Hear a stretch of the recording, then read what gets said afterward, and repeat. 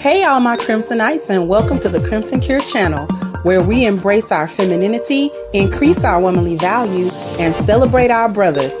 So join me on our feminine journey to learn, heal, and grow.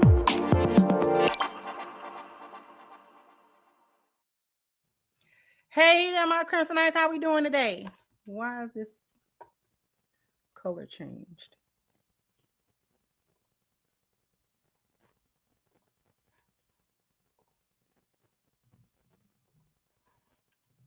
What's with the color change? Why would y'all change my color?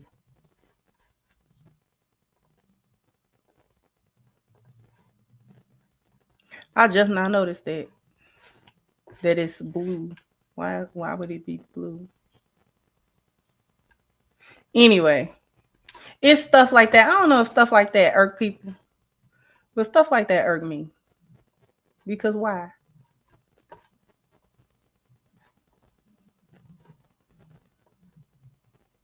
Now it's got my color right here.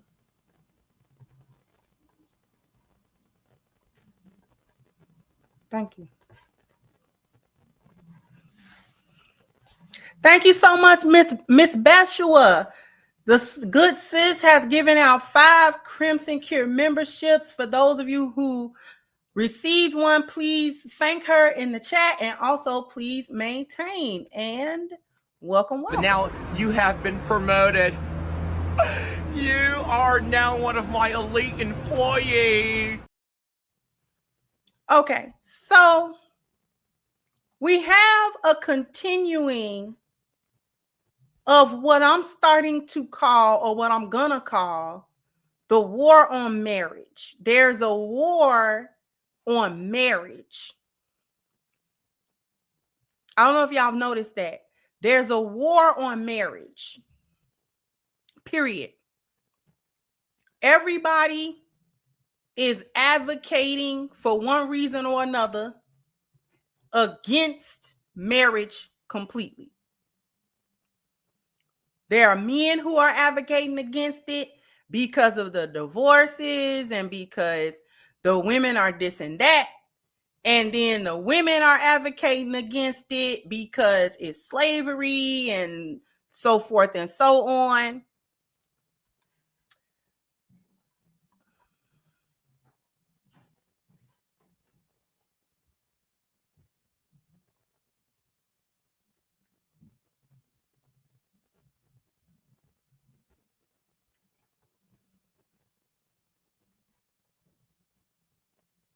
Okay, there we go. It was bothering me. And so when we see this war on the institution of marriage coming from both sides for whatever reason, it should not surprise us that the marriage rate is so low. It really shouldn't surprise us that the marriage rates are low. The divorce rates are high.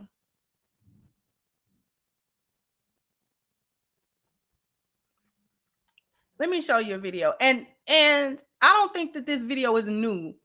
I think this is just a video that has recirculated, yet it was one that I thought was necessary to speak on. So I'm going to just share it. When I was younger, and I used to see people in my family, or just people in general, have these 20, 30, 40-year marriages, right? Okay. When I was younger, I used to be like, wow, I want something like that. Like, I want to be so in love with somebody that I'm with them for 20, 30, 40, 50 years. Sure. And we die together.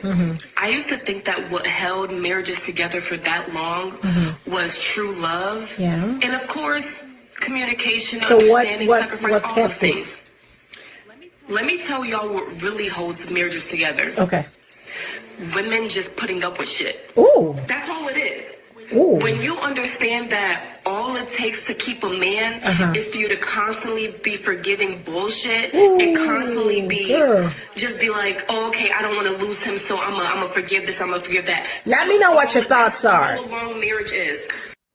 When I was younger, and I used to see people in my... Now,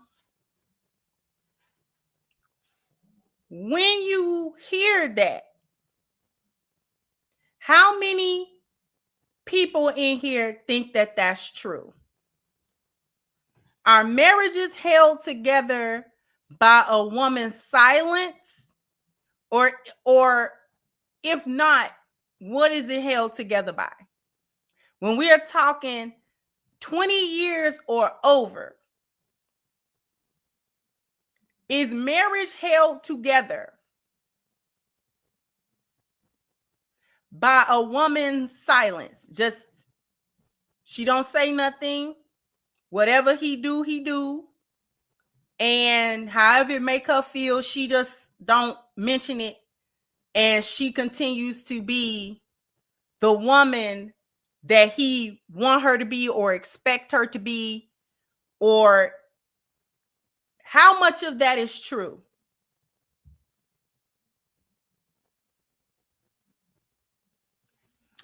I want to see if I can put up some kind of poll, because the polls be kicking my butt sometimes.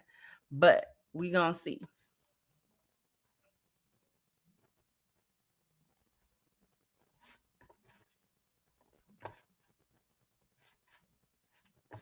Let's see if I can put a poll up real quick. Let's see.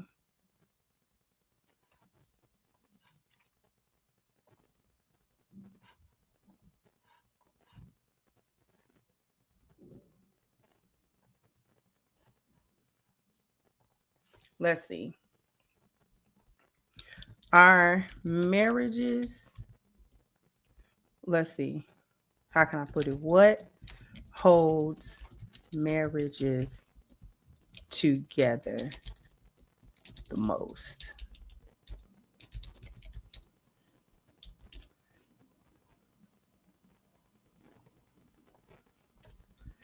A woman's silence, a man's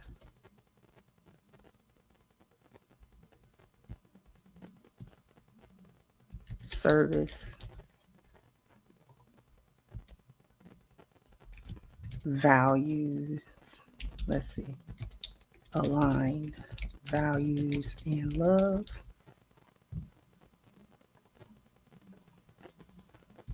other. Okay, I put a poll. I'll tell you, them polls be kicking my butt. Okay.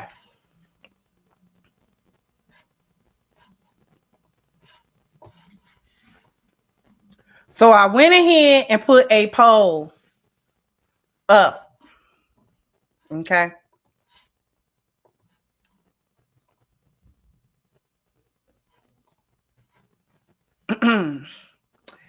Okay. We got 32 votes, and people are overwhelmingly saying that it is aligned values and love. The runner-up is others.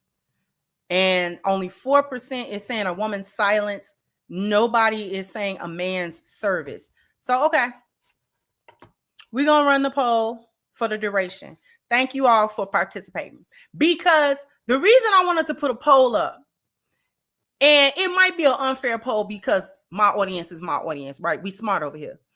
But I wanted to see just how many people thought that a woman just sort of, as she stated, putting up with things. So whether he steps outside of the marriage, whether he is somewhat abusive, let's say he's not terribly abusive, but let's say he rough, he rough around the edges. Some men are rough.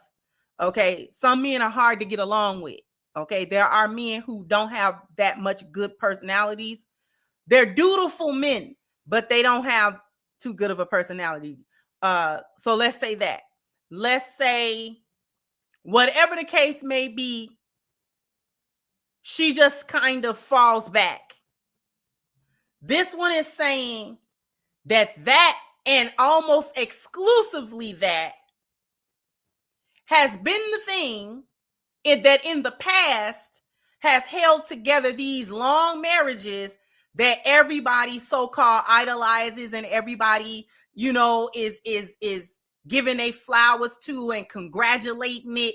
But in reality, this is what she's saying, that in reality, these marriages are not good unions. These marriages that have lasted that long are not predicated on duty or love or value alignment or mutual respect or anything positive.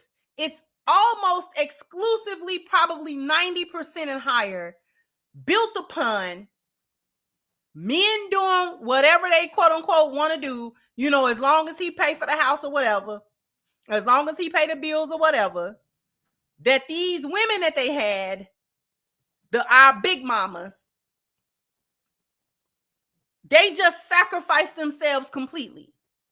It also insinuates that the women never did anything that the men would have to forgive, or never did anything that the men would have to turn a blind eye to, or give her grace about it, or work through it with her, or anything of the sort. So we see that the overall theme of not only this video, but other videos like it, and just the social media war on marriage, we got some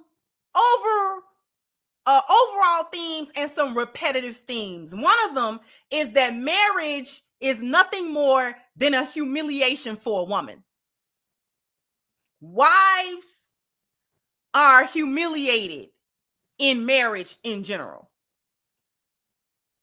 Okay, that's number one. That wives are humiliated in marriage. Marriages overall are nothing more than humiliation rituals for wives and for women.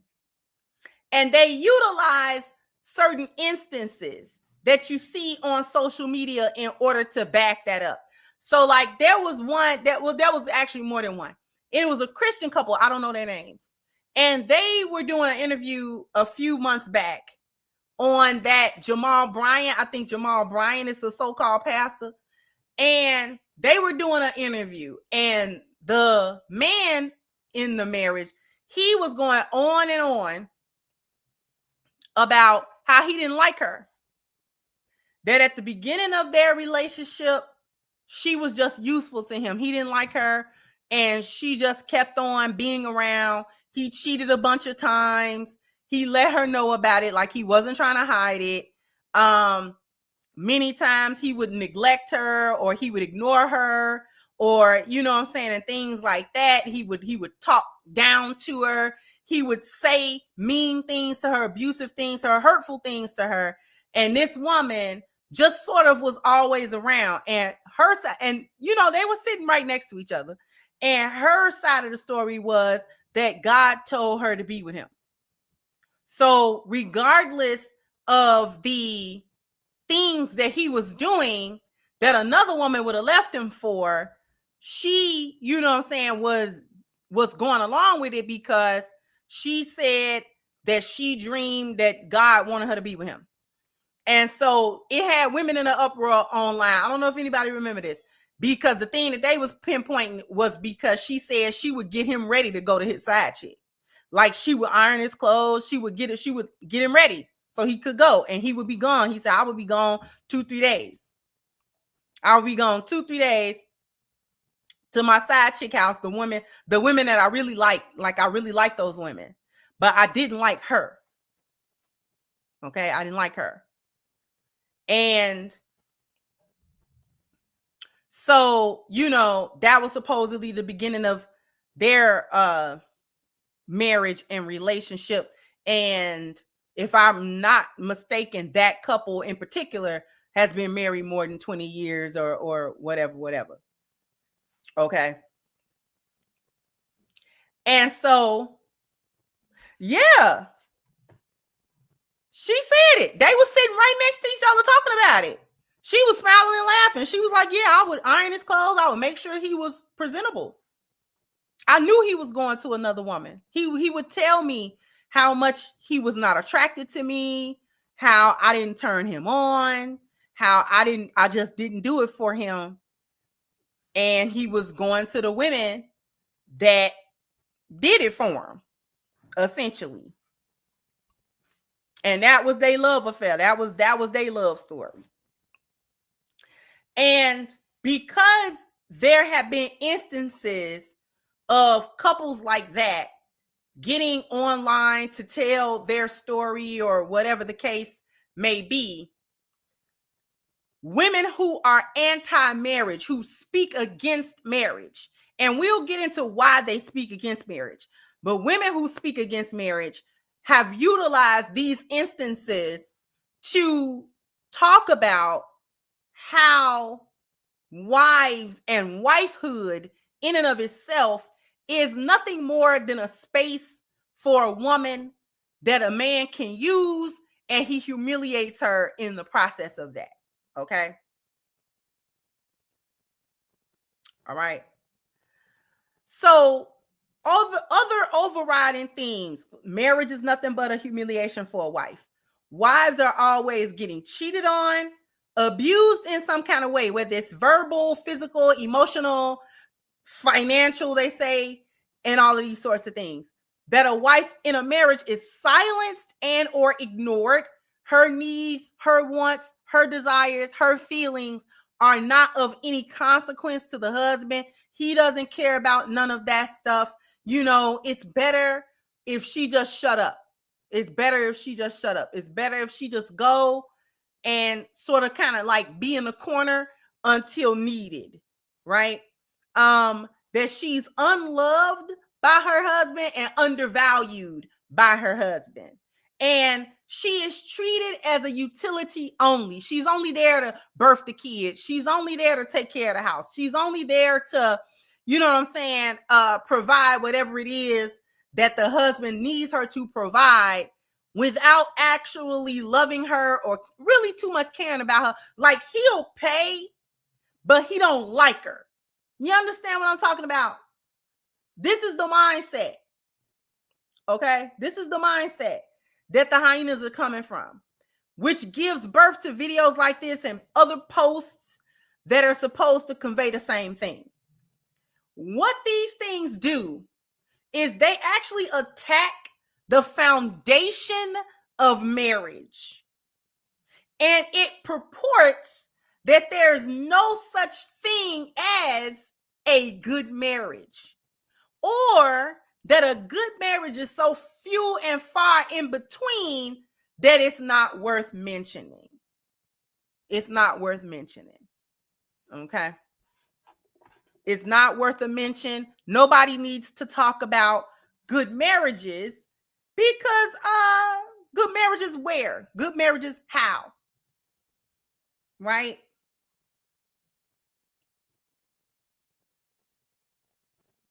Good marriage where? Good marriage how?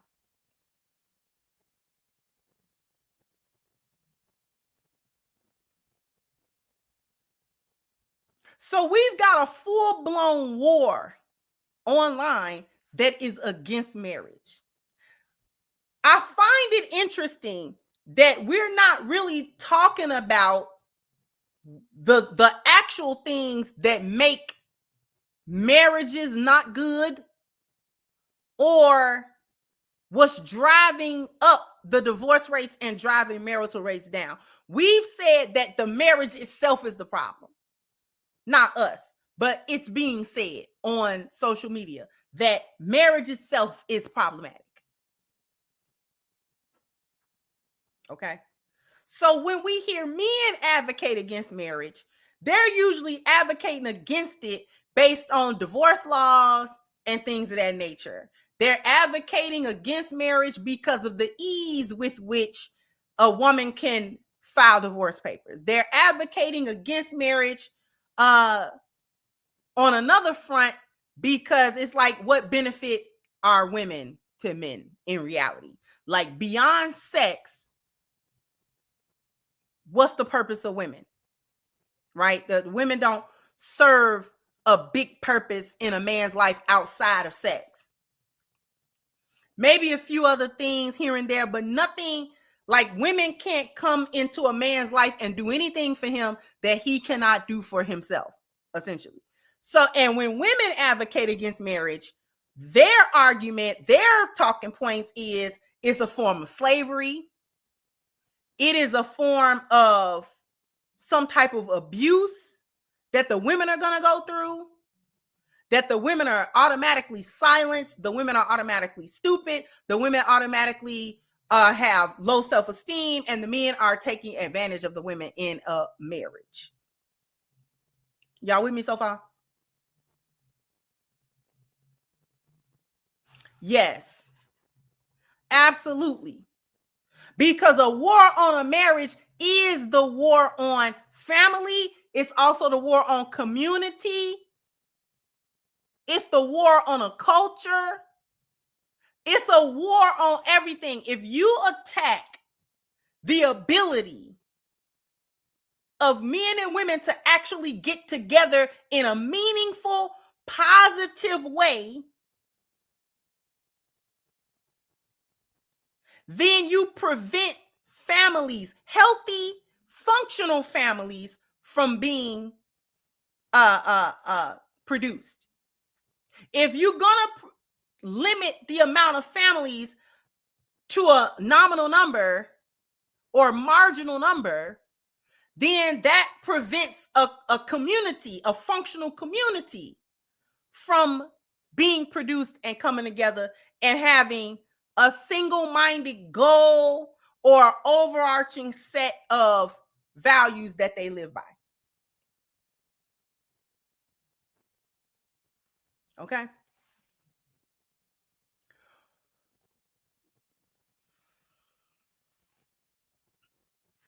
I wanted to share something else with you as well. We're gonna come away from this for a moment because she's not even really worth. Okay.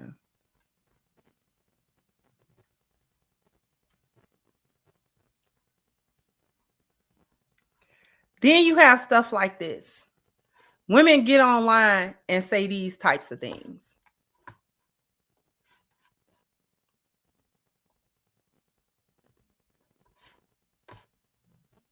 You got stupidity like this. I will ask my man to do anything for me. Yeah, I gotta stop dating these women that don't really like y'all, but I don't know how many more times I need to say it. View discretion is advised. But I swear to you, the moment that he asked me to do anything, I'm irritated. And it could be the simplest task, like, oh, could you rinse this cup out for me because you're right there by the sink? Pissed. Instantly pissed. Which one of y'all dating her? Come to the front.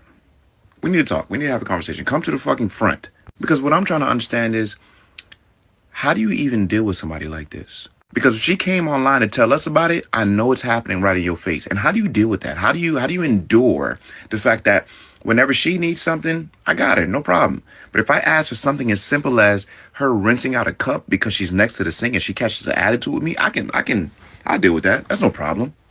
Y'all niggas gotta start loving yourselves more. Why? Who? Where? Who the fuck told you this was okay? Or, oh, could you go hand me a towel because I forgot to grab it. Why the fuck would you not grab that towel? I don't know what it is about him asking me for something that triggers something in me. Like, it really pisses me off. Although I'm no doctor, let me diagnose you. You sick. Something wrong with you. Your brain is not firing on all cylinders, not to mention you don't really like him. You in a relationship with a nigga that you feel like you're doing a favor to. You don't see a future with this man. You treat him like his stepchild. And if I'm being completely honest, that's very immature of you because you shouldn't be with somebody that you feel and think of like that.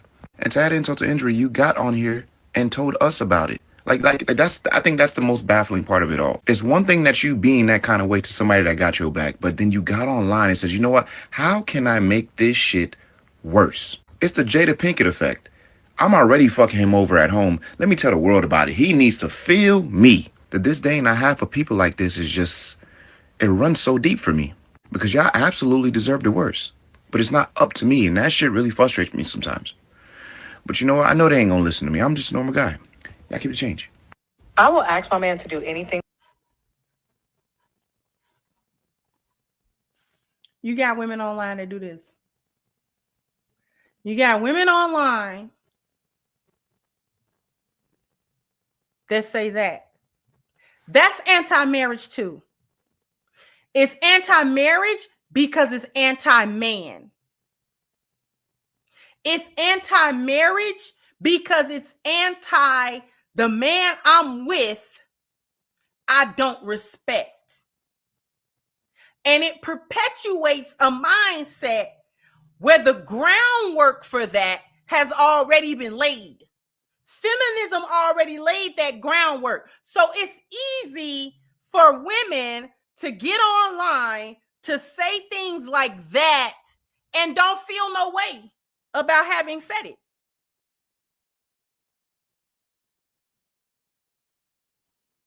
How are you actually with somebody that you don't respect and that you come to the internet, to the world, to tell don't respect men? I got another one.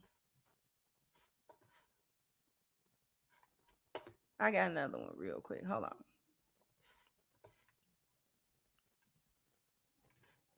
The first thing this woman right here. Now she's a writer and she is talking about some of the things that she has witnessed with women. Now, this woman is apparently from the UK and she writes for Vogue. That's what the thing is saying. I'm not familiar with her. But she's saying these are her observations when it comes to women in their regard, or their disregard for men.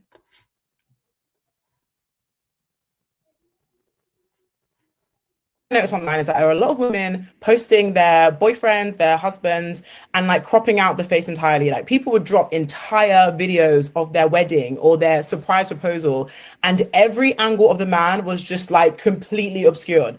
And I was just like, why are people doing this? It's so weird. And you kind of ask them and they insist this is about privacy, but for some reason it's like you want privacy, but you still want the sort of like social clout that comes with being in a relationship. And I was like really wanting to get into why people are doing that. So then I just started asking a bunch of women, you know, for those of you who had your partners, why do you do it? And the responses I got back were insane. And there was like an interesting subsect of women, and something I've noticed across line.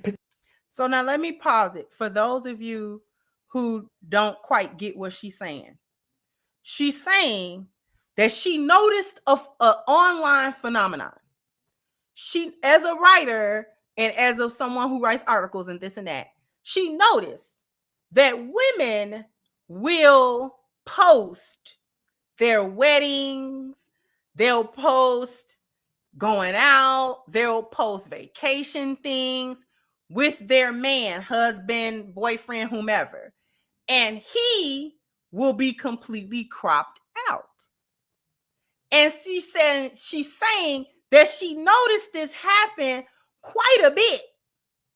So she said she began to ask, like, why post on a public post the man that you're with and y'all are having fun and this and that and the third, you're visible, but yet the man that you claim to be in love with and this man is awesome and all of that type of stuff, you crop him out or you blur him or you somehow you obscure him. So what's the point?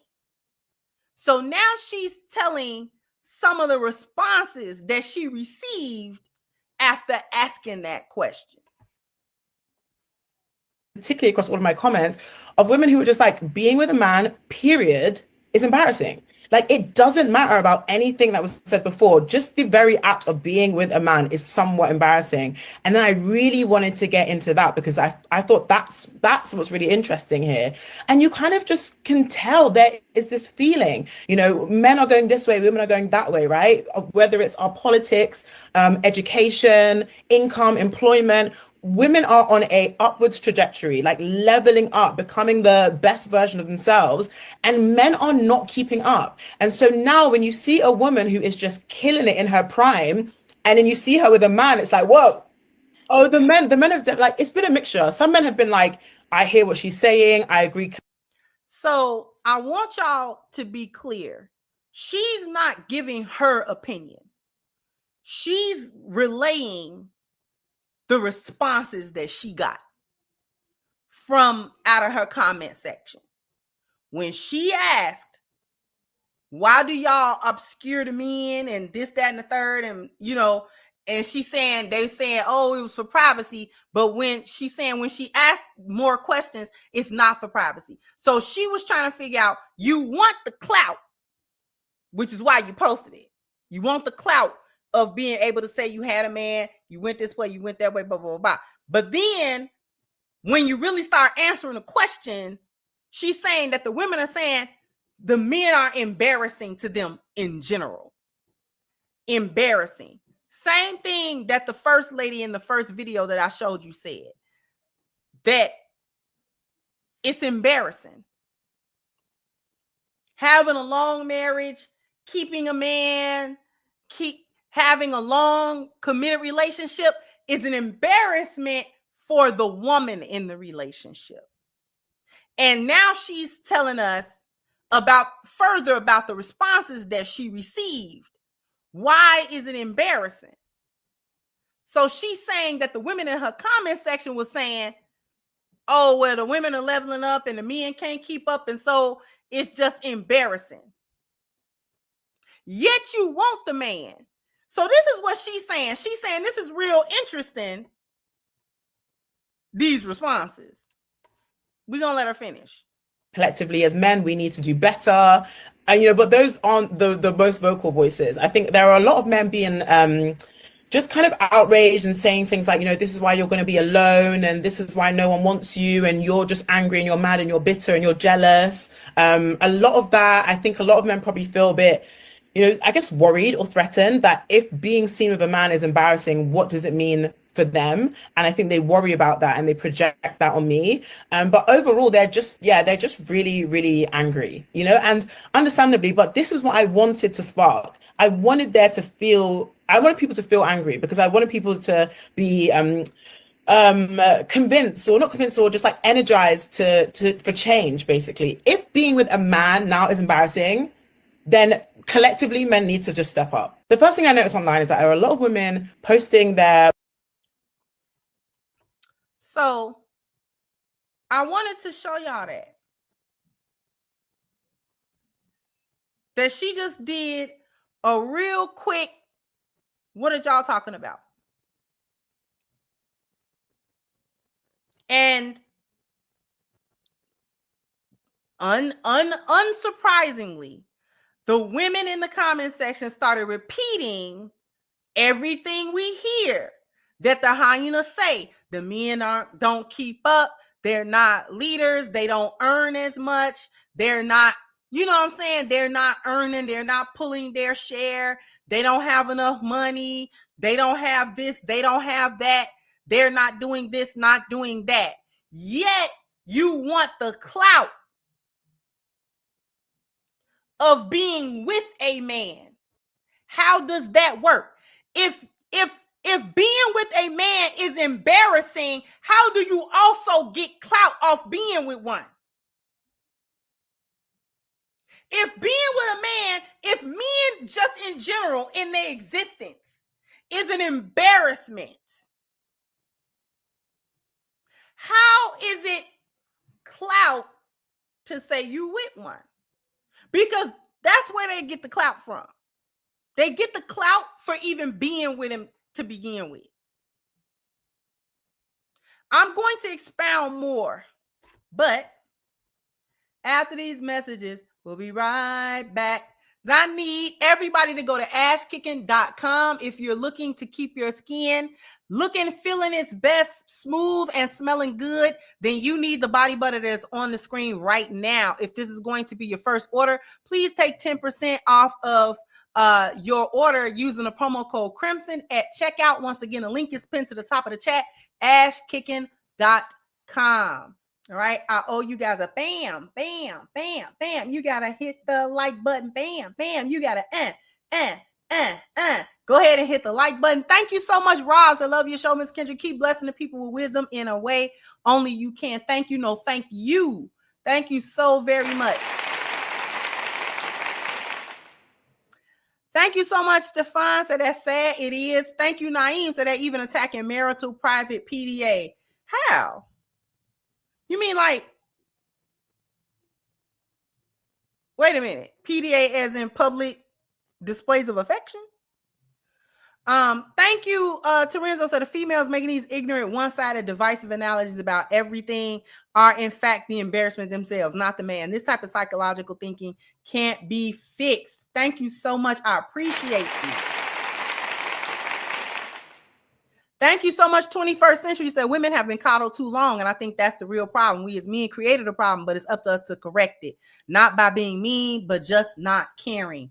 Thank you, Hannibal. Said, at this point, Sister Crimson, I believe the modern hyena has a lesbian spirit. You think? Thank you, HVAC. Said, at this point, the Black American woman needs to die out. Thank you again, Terenzo. Said, these females clearly don't understand cause and effect. This is burning my ears, as well as should. It's crazy. And thank you, Marriage, Politics, and Sports. And none of the men in my circle think it's anything but another unhinged gripe on the day. This one should go the same way as the 4B movement. There are real issues with Black women, and it ain't no man. Thank you so much for everyone who contribute to the show. I definitely appreciate you. You really, make this possible, to be quite honest with you. So thank you very, very, very much. Okay. So I think I can go ahead and end the poll. We're going to end it off. But people are saying that what holds marriage together the most? Most people said aligned values and love at 77%. At 10%, people said other. 7% said a man's service, and 6% said a woman's silence. And we got 239 votes. So thank you so very much for participating in my poll real quick. Let's come back to it.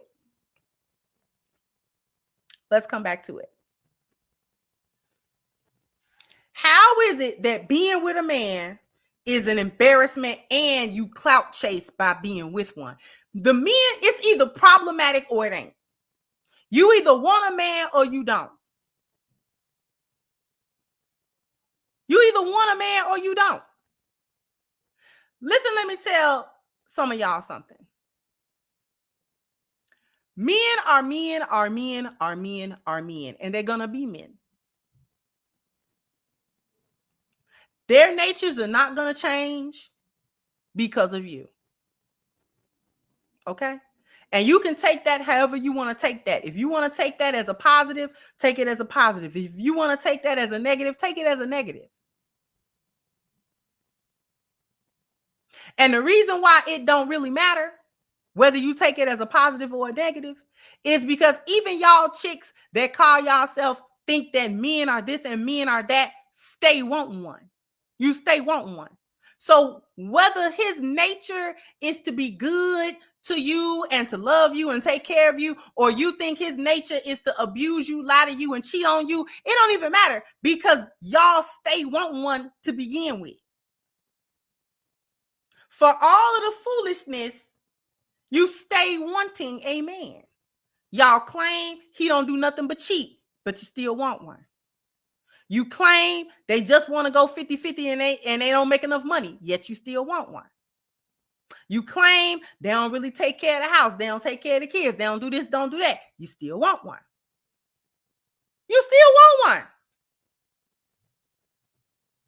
So why don't you just get rid of the foolishment and trying to speak bad on and convince other women that men are so bad, but you stay wanting one.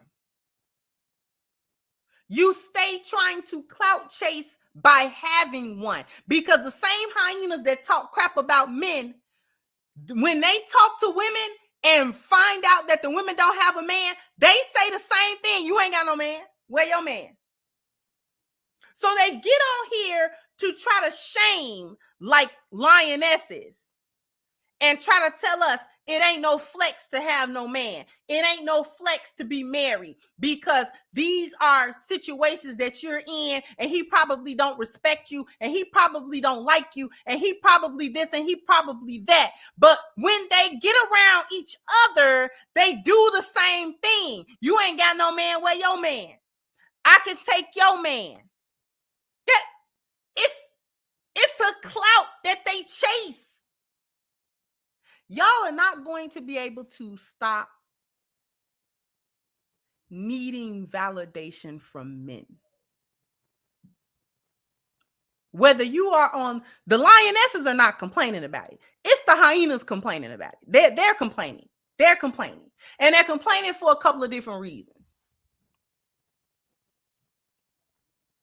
Because hoes always want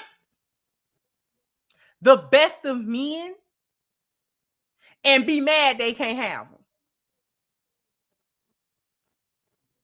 They can't have them in no type of real fashion. I'm gonna show you something else.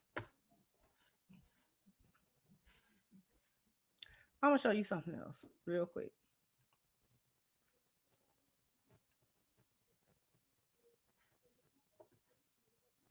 What's the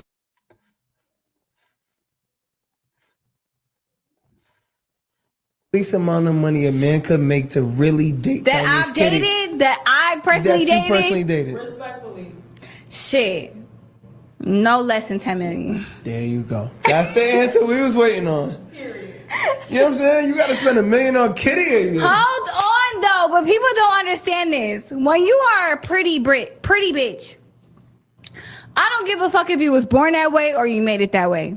You are investing in facials, fucking massages, fucking face. What the fuck did I say? I said everything. BBLs, maybe not BBLs. Your hair, your makeup, you this, you that. You doing all this so you could bag the right type of person. Why the fuck would I settle? That's insane. And I don't give a fuck if people, you know, them incels gonna be coming for me. They be like, oh, bitch, you a gold, da da da. I don't give a fuck, you motherfucking right.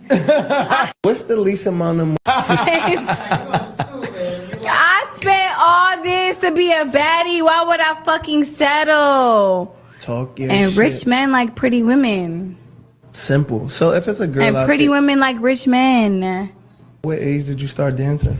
So I had a fake ID. I started dancing at 17. 17 to like about to turn 19. What made you make that decision at 17 years old? You know, like you probably not even out of high school yet. It's a lot of shit going on. Like what made you decide like I'm gonna start dancing at 17? I don't know. Like I really just felt like I always had this I gotta get it on my own shit. I think like growing up, I always like had a body and shit, so people always sexualized me and shit. And I think I like kind of like subconsciously felt like I can like use my body, which is fucked up. And I was in college. And I started dancing at a club that was literally like 10 minutes away from the college. So I was dating this guy who's part of I want to pause right here. Did y'all hear what she said? I keep telling y'all that real hoes are hoes before they touch a man. I keep telling y'all that. Whores that are actual whores. And I'm not even talking about women with a few more bodies than you would like her to have. I mean hoes. Are typically whores before they touch a man. She said, I always had a body, so I was objectified, I was sexualized because of it. So I thought to myself, I can use that. This is prior to a man. She probably came to that decision at about 12 or 13. She probably came to the conclusion after puberty that men sexualize me. Because sometimes girls develop physically kind of fast. So once we hit puberty, boom, and then you young. So, you know what I'm saying? Genetics kick in. You might have big breasts, a little waist, and some hips.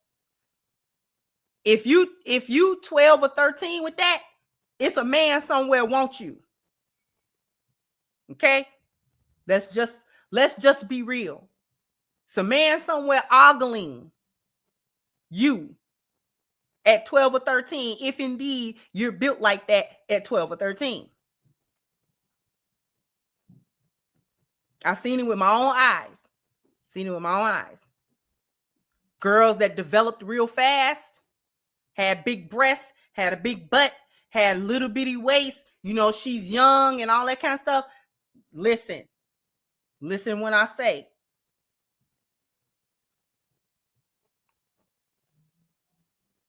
So she's saying at a young age, I got it in my head that, you know, men like this stuff. So when she got a bit older, in order to actually do something about that, in order to actually use her sexuality in that way, that's what she did. As soon as she could, she did. And it's been going on like that from that day to this one. She's been utilizing her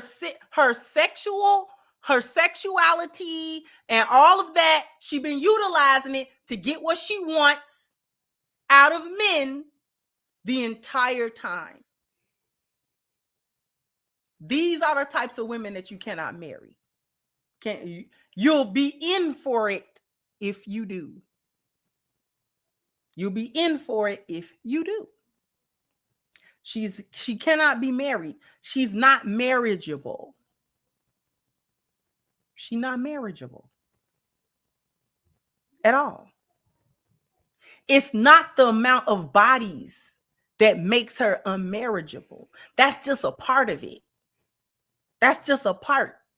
The real reason that you can't get with women like that is because of how she thinks up here. How she thinks up here is what led to all the bodies, is what I'm trying to tell y'all. The bodies came from somewhere. So she just told you that she was broken. She just told you that. She said it out loud. But there was another, I'm gonna come back to it. I'm gonna let her finish.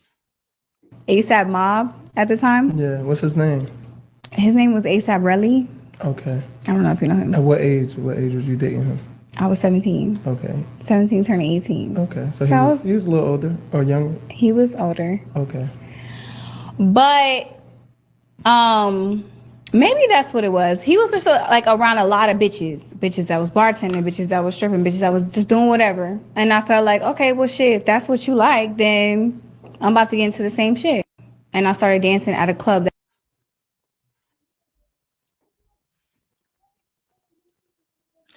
The other point that I wanted to make about this,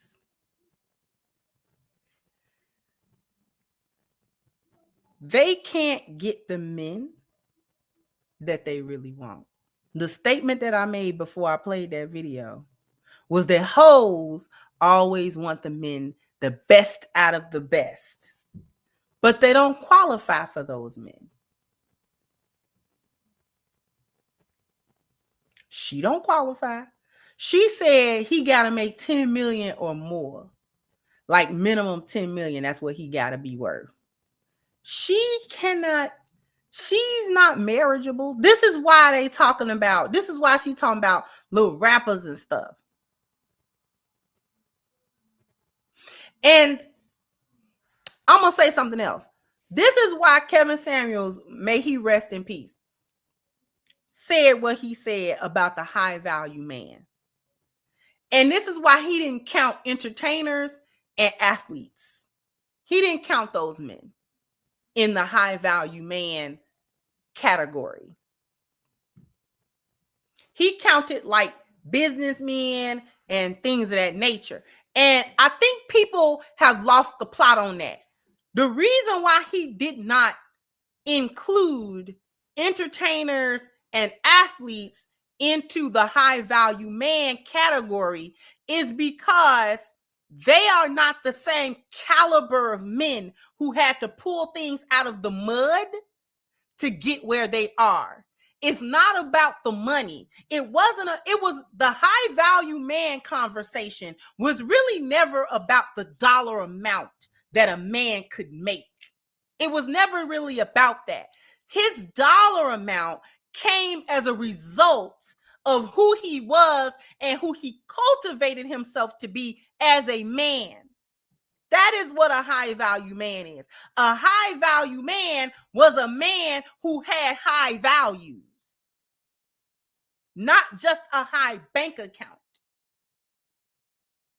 Athletes and rappers and such have high bank accounts, but they are not high value men. They are not high value men. They lack many of the things that make a man high value. They just got dollars, which is why many of them lose their money after a while. When them records don't sell, and when he can't, play ball, football, basketball, whatever case it is, when he can't do that, many times, more often than not, they end up losing their wealth. They end up squandering their wealth because they lack all of the disciplines all of the makings of a man with actual high value. Men that have high value, they gonna get to the bag, but they're building the kind of men that can sustain it. They're building within themselves to be the kind of men that once they get to that bag, A, they don't lose it. Two, they're ready for that. They're ready for the life that they gotta live in order to get that. So they are disciplining themselves. When you hear about high value men have a lot of discipline in their lives. They're getting up very early in the morning. They manage their time well. They manage their energy well. They manage their money well. They manage their businesses well, or their work. They strive to achieve balance in their lives so that no one thing can take too much precedence over the other thing. So this is why when I hear conversations with men talking about, oh, you know what I'm saying, if I'm gonna be making all this money, I don't have time for the wife and the children, the wife I married and the children I made with her. That's not actually so for high value men. That's not so. Because they may not have a lot of time, endless time, unless they become very wealthy. And then they actually do get that time. But before that point, it's not the amount of time. It's not the quantity of time that they're focused on. It's the quality of the time that they're focused on. So they do make time because they understand that I can't have a family and neglect them. I can't neglect them mentally. I can't neglect them spiritually. I can't neglect them emotionally. They need me, and they need more than my money. They need my leadership. They need my energy. They need it. They can't sustain without it. They can't sustain. I know they can't sustain without it because I set it up that way. So when they do come home, he makes quality out of that time. Let's do this. There's some kind of structure to it. There's something to it that makes it quality. Okay? He gets that same balance for if he's running his own business and things of that nature. He knows that those people, those employees that he have working for him need his leadership. So he cannot be 100% gone all the time. He got to touch base with them. He got to make sure that the systems that he put in place that run that business, that those people are actually adhering to that system, and so that his business is continuing in a positive trajectory. He got to touch them people. He got to touch them people. He got to touch them people. He got to, if for nothing else but to inspire them. They see their leader. They see the CEO. They got a good relationship with him. So the higher ups, the managers and the corporate people, we listening, we in tune. Because he shows up once a week or once every 2 weeks on Zoom meetings with them, or he'll come to their location. Okay, what's going on? How you doing? Right. They like that. They like that. A leader, a high value man understands that the people under him need him, and they may need him in ways that are not always tangible. They need his intangibles. They need his intangibles. They need that inspiring word that he's going to give them. They need that encouragement that he's going to give them. They need that correction that he's going to give. They respect him because he earns respect. He does not make, y'all better respect me. He never says that. He never says that. There's always respect. When he come in the room, it's going to be respect or it's not going to be nothing.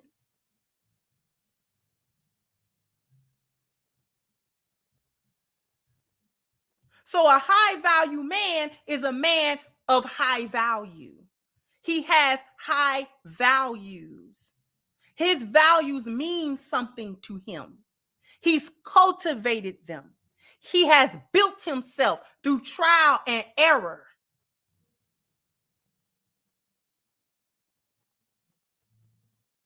There's a lot of spirituality that undergirds all of that because he understands that he has to dwell in a certain energy. If he's going to be that guy, then he can't have certain mindsets and he can't be in certain energy. He can't do it. I've never seen a high value man with a poverty mindset. I don't mean broke. I mean an impoverished mind. I've never seen it. I've never seen that guy.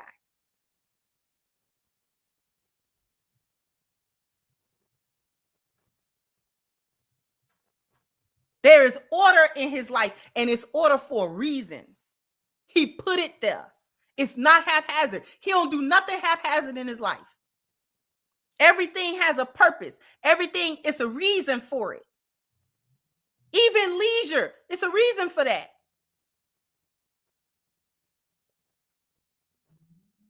The most thing I can say about high value men is that they like to do the best that they can to achieve balances in their life. And women like that we just saw, she cannot be with that man. So when she say he got to have a certain amount of money, she knows she talking about a rapper, or she knows she talking about a ball player or something like that. She can't hang with no man that, she can't hang with a man that really got it out the mud like that and he earned $10 million. She cannot be with that man at all. She can't be with him. Be with him how? Be with him in what way?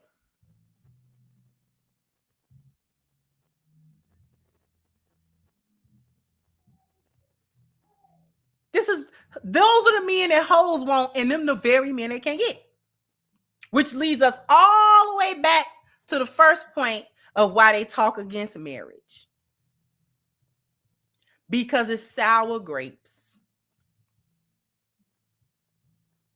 I can't get the kind of men that I actually would want, because the type of man that I dream of having would never, ever deal with me and all of my shenanigans and all of my foolishness. He would never have that around me. Or he would never have me around him, because my energy is so low brow and so low vibrational, as they say, that he would never be able to listen. I would be dragging that man down. Just And the other thing that women like her don't understand is there are certain men who would not even bed her, let alone like be with her. It's certain men that wouldn't touch her. I'm not even gonna touch you sexually. I'm not even gonna get my rocks off with you. Them the ones them ones blow her mind. Them the ones blow her mind. They blow her mind. She don't understand that at all. He don't even want to hit it. Nope. No, that's all right. That's all right, beloved. That's all right, sweetheart. With your pretty self. Well, if I'm so pretty, why? He not even potentially finna spill his seed with you. He do everything in his life with intention. You won't be the undoing of it.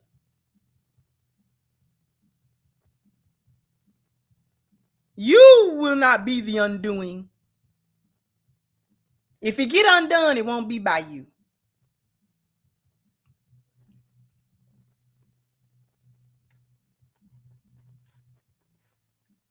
That really make them mad, and it make them chase them. Them hoes be chasing them men like you sure you. They be throwing. He ain't gotta spend no money. He ain't gotta take her nowhere. They just be like, why you don't just want to hit it? All this work I done got done. belly flat. Okay. And all that good stuff. I done got a BBL. You know, I look this way and look that way. And you don't even want to crack it?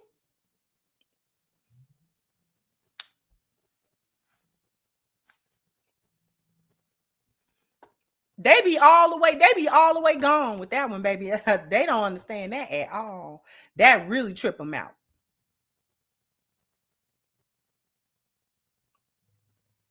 I might continue along this thread of thought because Superhead is talking about men need to wife up hoes because of the sexual. Girl, let me get to the rest of these super chats, y'all. Thank you, NS. That represents sis. Proud of you as usual. Most High bless you always. Thank you so much. I appreciate you so very much. Thank you again, Marriage Politics. That theory as a man, the real thing that holds a marriage together is a man's service. The number one natural thing a woman wants from man is his usefulness. The deciding factor is when a woman appreciates the usefulness. Okay.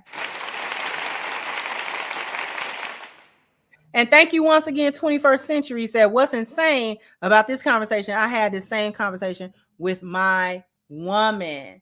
Thank you. One Brother's Mind said, first question answer, 30-year widow, marriage held by father, man service, and threat of divorce damage. Mother, wife was good for the first 12. After, disrespectful and unsatisfied with middle class life provided. Thank you so much.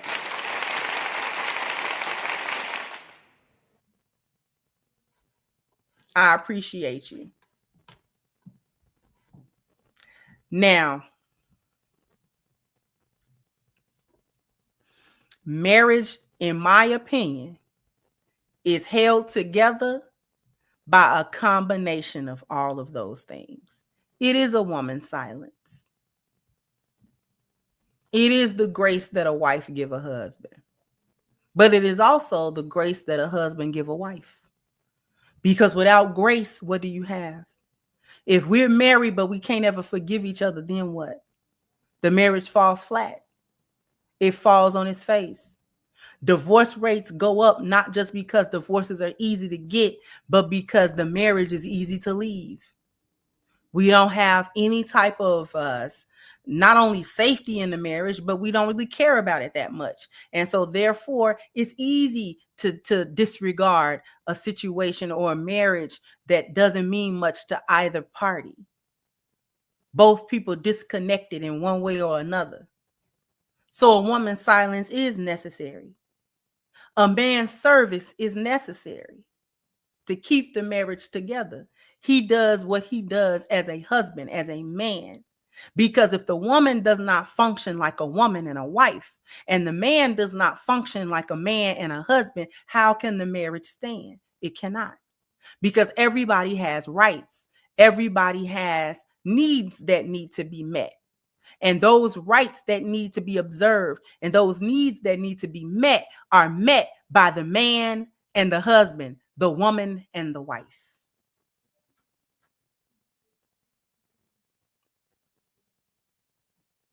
It's the duty. It's not just a man's service, but also a woman's service. It's the duty.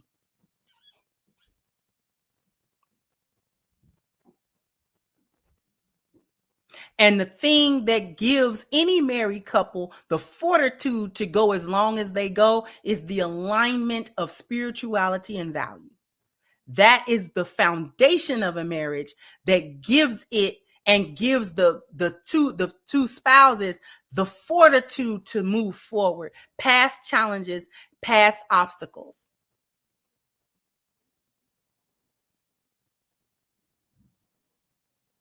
So when life come at them fast, they can fall back on, we're aligned. We're aligned. Spiritually, we're aligned. We're aligned in our health. We're aligned in all 10 of those values. We're aligned in our life goal and purpose.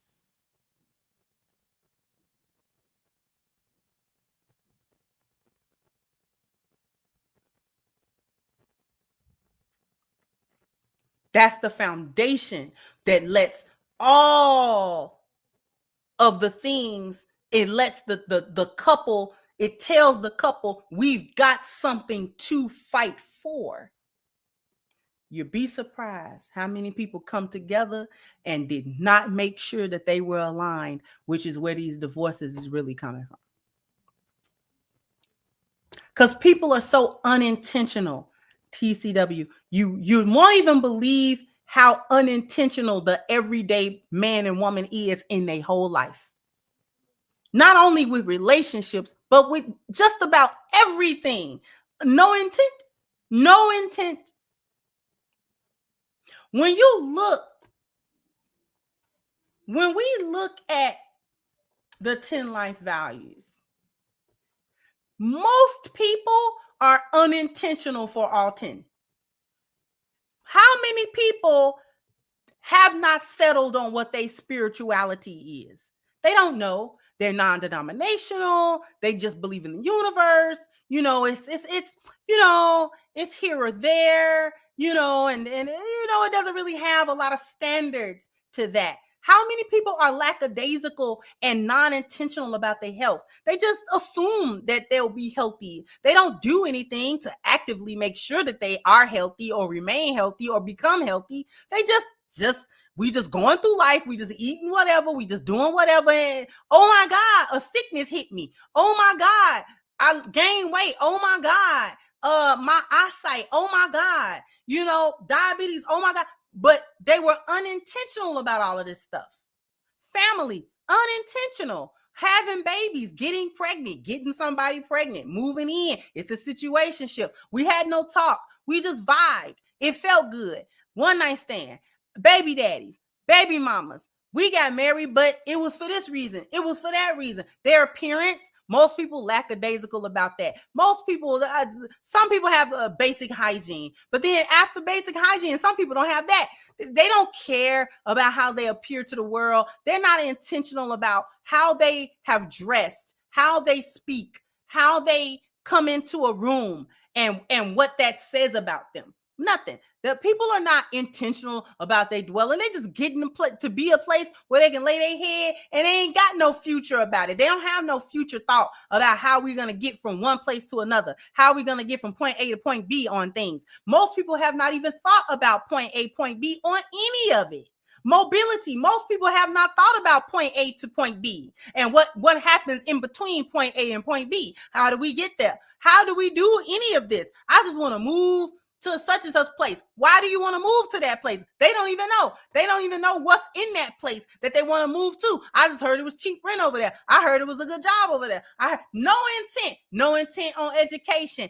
Just going to school, spending a bunch of money, getting a bunch of loans, and not even thinking about, well, what kind of life am I going to have after this degree? Does this degree help me? Is this going to be fruitful for me? Is this positive for me? What about 10 years from now? How long does it take me to do this? How much money does it take me to do this? What kind of debt am I going to be after? The profession, nobody's intentional about that. You just get up and get a job. Just go get you some kind of job. Just go get you something that'll pay you a couple of dollars, and you know what I'm saying, and put a couple of dollars of gas in your tank and all that kind of stuff. There's no intent. Most people are not thinking about a profession. They're just saying, go through your life, work a job, try to get a better job if you can, pay this rent, pay these bills, pay these taxes, and go ahead on about yourself. There's no intent. There's no intent for leisure. Just get online and say whatever. Take a trip and do whatever. Spend your money and do whatever. All of this and wealth. I just want to be rich. No intent, no plan, no actual thing that they're putting together in order to achieve wealth. They just want to have money and be rich and just hope that it happens one day. One day it'll happen. And if it don't happen, it wasn't for me. And maybe it wasn't for me. You won't believe how many people are so unintentional about their life. Unintentional about their life. Everything no intent. Everything haphazard. Everything 90% of their life they did not plan. 90% of their life they didn't plan. 90%. No plan. No plan at all. Just going on each day, just going on. and then getting mad at the circumstances and where they are. But you made no plan to be nowhere else but where you were. Hoping and wishing is not a plan. Hoping and wishing I get $1 million. That's not no plan. How that's a plan? How you gonna get $1 million? How you gonna get it? How? This is what I was talking about with a high value man. See, it's a difference between the man that's a high value man and a man just going along with his life. And this works for women too. This is for women as well. This is what separates these men. This is what separates people. Because men who say, I just want a bunch of money, but he don't make no plan, he's different from the man that say, I need to be successful in my life. How do I do that? How do I do it? What do I have to do? I have to do something. I have to do something. I have to get myself together. But how? How do I get myself together? He might start reading self-help books. He might start trying to look at other people who he think is successful in their life. What did they do? What did they do? How did they get there? How did they get there? If they got a bunch of money or they got land or they have, you know what I'm saying? It seems like they got peace and contentment in their life, or they seem like they got a good life. How did they get a good life? What did they do? And how can I emulate that? How can I do that? That's what separates the wheat from the chaff. That's what separates. If you're wondering why you're not at the place where you thought you should have been in life, look back and think about all the decisions that got you where you are. Or were any of those decisions that would have been made by a person who wanted to be in a position you said out your mouth you wanted to be? Was any of them decisions congruent with that purpose? Was any of it congruent? Look, think back at the last 5 years worth of your decisions. Just go back. Think about, how did you decide to live in the place that you lived in? What was the motivating factor for that? Why did you have 2 kids? Why do you have the job that you have? Why are you not working? Why are you in places you don't want to be with people that you don't like? Why? Everybody can't be a millionaire, but you don't got to be in the lowest place that you could possibly be.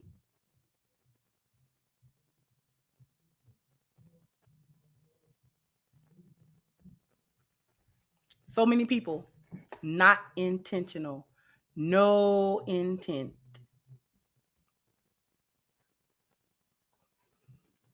Zero intention. They don't know where they're going or how they're going to get there. They don't even know why they're where they are right now. They think it's everybody else's fault. They think it's everybody else's fault.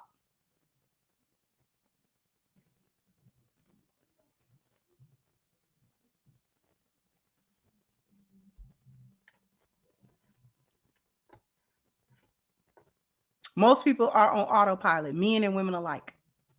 The women are no better. In fact, the women might be worse. And the only reason I say that the women might be worse is because at least men know that the world expects something from them. Women have a hard time with that part, that something is expected of you and you need to become something. Most women don't even think about that, what they need to become.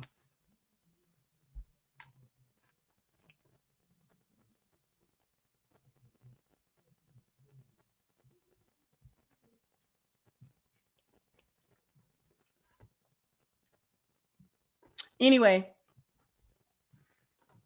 you guys head on over to crimsoncure.com and pick up your copy of Reclaiming the Black Feminine, Lies of Feminism and the Road to Recovery. Okay. Go ahead. Go to crimsoncure.com where you can book a session for coaching. I do life coaching for individuals as well as couples. So if you would like to book a session, all you have to do is go to crimsoncure.com, click book a session, and it'll take you on to this site here okay, where you can pick a 1 hour or 2 hour session, whatever it is that you prefer, and it will allow you to pick days and times that are suitable for you. Okay. And go ahead and make the purchase for Reclaiming the Black Feminine. All you have to do is click the PayPal buy now button. It'll take you through PayPal, which is secure, and allow you to order the book. All right. For those of you who are wondering if I sell internationally, that has to be a discussion, because the way in which I sell it now, the shipping price is very costly to send it to the UK or anything like that. So that would have to be like on a case by case basis if you agree to the shipping cost. But other than that, if you're not across seas or anything like that, the purchase is smooth and the shipping price is nominal. All right. Thank you so very much for chilling with me, for hanging with me for a little while. Jump down in the comment section. Let me know what you think. Like, share, subscribe to the channel if you have not. Once again, I'm your host of The Crimson Cure, and this was my perspective. Bye-bye, Crimsonites. And thank you once again, 21st Century. So the last statement was a real one. Thank you so much.